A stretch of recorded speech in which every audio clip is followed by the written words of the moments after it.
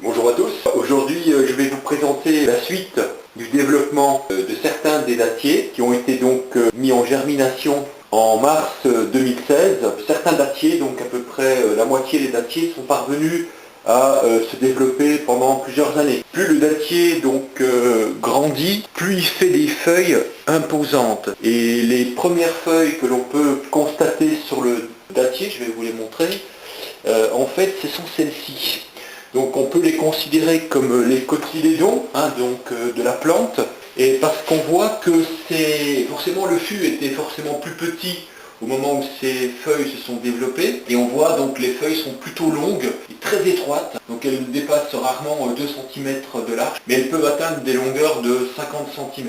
Et en fait, il faut savoir que les feuilles de dattier sont extrêmement cassantes, parce que comme elles sont rigides, eh bien il suffit des fois de tout simplement, comme les feuilles poussent un peu dans tous les sens, si on s'approche de la plante par inadvertance, on ne voit pas forcément une feuille dans un sens, et si on s'approche trop près, on peut éventuellement plier une feuille facilement. Là je constate quand même qu'il commence à être un petit peu à l'étroit dans son pot, et donc l'objectif de cette vidéo, c'est de transporter le plant. Alors celui-ci il a été planté dans un mélange d'un tiers de terre, un tiers de sable et un tiers de terreau.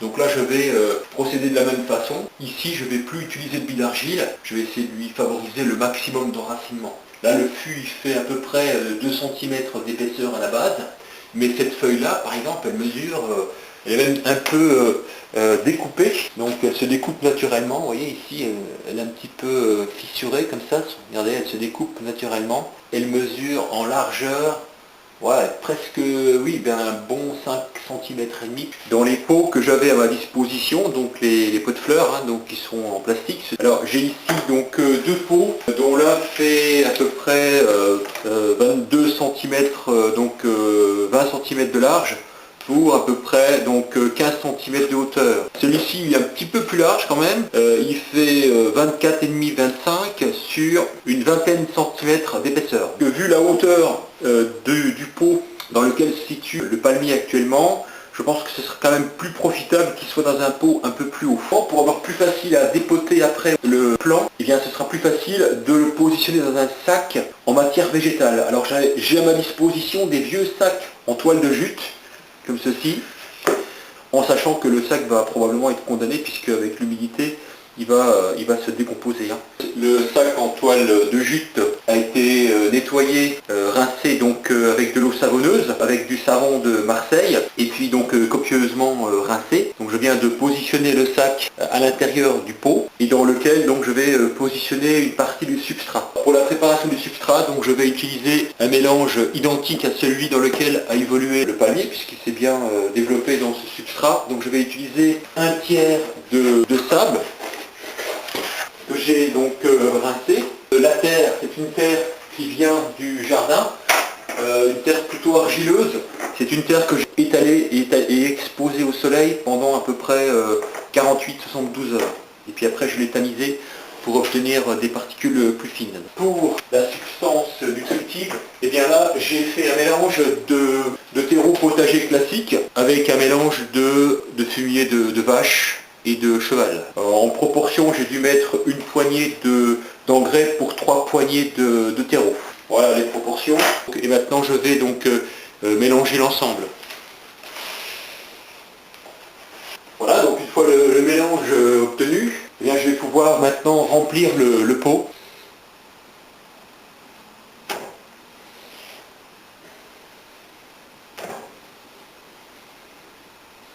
Et maintenant je vais procéder au dépotage du palmier.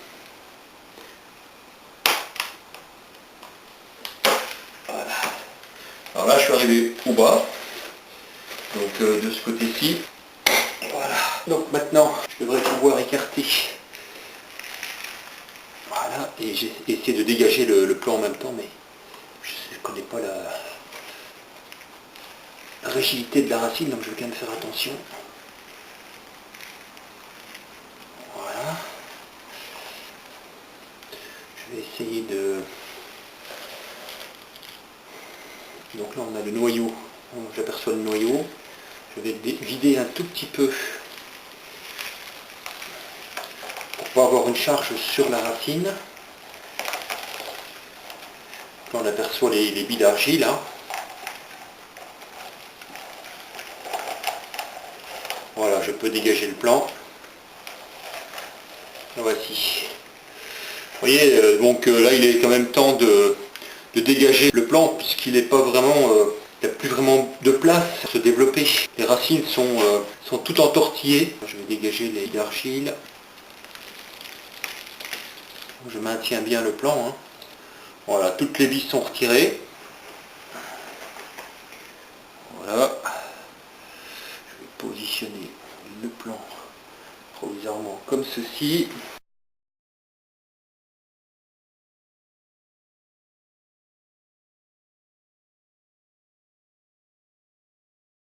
Voilà, donc maintenant je vais procéder au rempotage hein, donc, du plan. Je vais bien le centrer. Ceci, et au centre, voilà, comme ceci. Le rebord, il fait à peu près 3-4 cm et il arrive un tout petit peu en bas du plan. Donc je peux peut-être rajouter un petit peu de terre, comme ça fera encore un peu plus de hauteur pour les racines pour se développer. Donc je rajoute encore un petit peu de terre. Voilà, comme ça. Maintenant donc je positionne donc gentiment le terreau quoi. Hein. Voilà, et en plus il est assez fin, parce qu'il a été tamisé. Hein.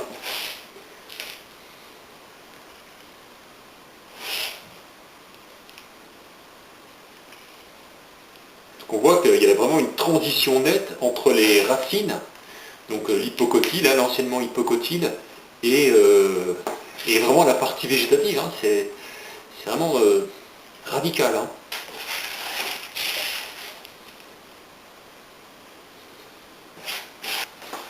Voilà, donc j'ai réalisé encore un peu de substrat. Donc voilà, je complète.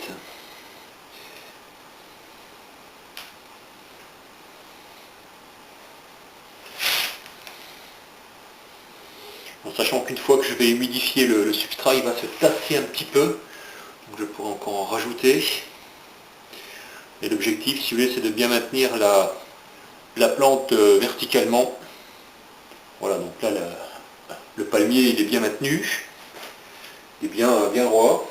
Alors, comme je n'avais pas de coupelle relativement grande, ben, j'ai utilisé un vieux seau en plastique. J'ai donc découpé avec d'abord une scie à métaux pour entamer le plastique.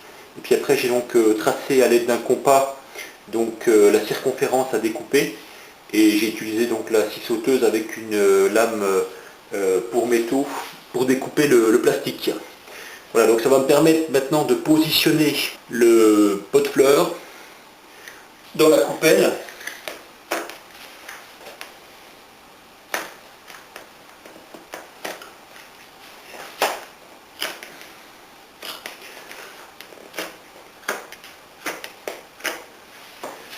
Voilà, comme ceci. Voilà, donc maintenant je peux arroser.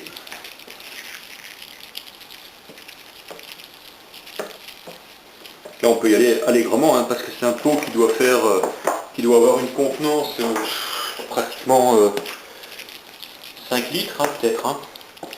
Donc le temps d'humidifier tout le substrat, ça va prendre un certain temps.